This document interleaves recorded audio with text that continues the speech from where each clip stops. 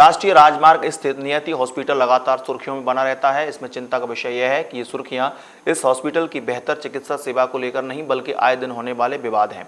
इस पर तो नियति हॉस्पिटल और विवादों का चोली दामन का साथ कहा जाए तो कोई अतिशयोक्ति नहीं होगी।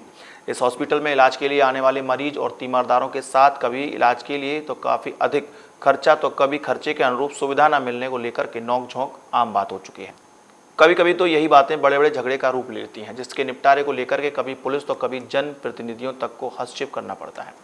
इतना ही नहीं, मरीजों के साथ रहने वाले तीमारदारों तथा उनसे मिलने के लिए आने वाले लोगों के साथ हॉस्पिटल के सुरक्षा गार्ड द्वारा नियम कानून के नाम पर अभद्रता तक की जाती है। आम लोगों की बात तो आप छोड़िए, हॉस्पिटल में बड़े बड़े पदों पर बैठे राजनेताओं को भी नहीं बख्शा जाता है। यहाँ तक कि मीडिया के प्रवेश पर प्रतिबंध लगा रखा है। आखिर क्या कारण है, यह तो अस्पताल प्रशासन ही जाने, लेकिन इस तरह के अस्पताल में सुरक्षा गार्डों के व्यवहार पर सवाल खड़े होते हैं। आप इन तस्वीरों में देख सकते हैं कि नियति हॉस्पिटल की सुरक्षा व्यवस्था कैसी है। माना कि अस्पताल जैसे स्थानों पर सुरक्षा बेहद आवश्यक है, लेकिन इस हॉस्पिटल की सुरक्षा तो ऐसी है कि बाउंसर जैसे सुरक्षा गार्डों को देखकर एक बार की तो ऐसा लगता है कि यह किसी वीवीआईपी का आवास या कार्यालय है। इसी के चलते अस्पताल प्रबंधन की मनमानी चरम पर है। बावजूद इसके प्रशासन का इस ओर कोई ध्यान नहीं है। हमारी मांग सिर्फ दो चीज़ों की है। आज तक यहाँ एक जो जितने भी गरीब टाइप के जो लोग आते हैं और वो ट्रीटमेंट के लिए भर्ती कर दिए जाते हैं, और भर्ती करने के बाद में फिर उनका क्या स्थिति होती है पता नहीं रहता है।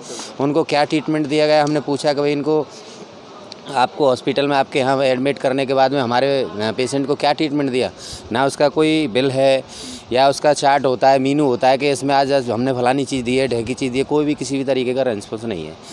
ना कोई डॉक्टर जो अकॉर्डिंग करता है पूरी तरीके से, पूरे डॉक्टर जो होते हैं वो बताते हैं कि भाई किसी अदरवाइज़ के थ्रू बता दिया कि आपके पिताजी एक्सपायर हो गए। ना उनके ये बताया कि भाई इतने समय तक हमने इसका ये ट्रीटमेंट किया गया या इस समय हमने इसको ये दवाई देने के बाद भी हमें कोई भी संतुष्टि नहीं मिल पाई। हम सिर्फ इतनी मांग करना चाहते हैं कि जो हमारे पिताजी हैं उनका पोस्टमार्टम हो जाए, और जो ये लोग अत्याचार करते हैं। बिल बना आपका अब तक? अभी हमें कुछ नहीं बताया, बाकी हमने 80,000 रुपये जमा कराए हैं और बाकी के अभी वो हमारे ऊपर बकाया बता रहे हैं। जबकि उनको जब वीडियो कॉल पर उनसे बात की गई थी तब तक 12 घंटे तक उनको एक भी कॉल ही नहीं दी गई थी। उनसे जैसे वीडियो कॉन्फ्रेंस पे बात करने के बाद में कहा गया कि हाँ आपको कुछ ट्रीटमेंट मिला है, आप ठीक हैं। वन ठीक क्या, मुझे तो एक बुखार तक की गोली नहीं दी गई अभी। जब पेशेंट को कोई गोली या दवाई या कोई ट्रीटमेंट दिया ही नहीं जाता है तो इस तरीके का बिल क्यों बनता है।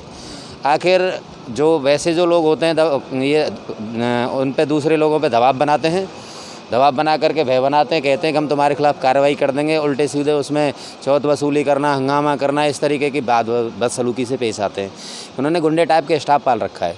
सिक्योरिटी यहाँ जो है उसका व्यवहार क्या होता है?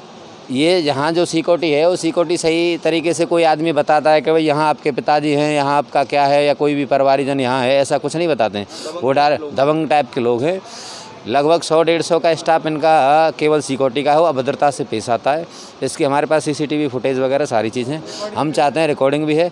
हम चाहते हैं सही तरीके से हमारी इस पेशेंट की जांच हो और जो हमारे साथ में अहित हुआ है उसकी सही संतुष्टिजनक जांच की जाए।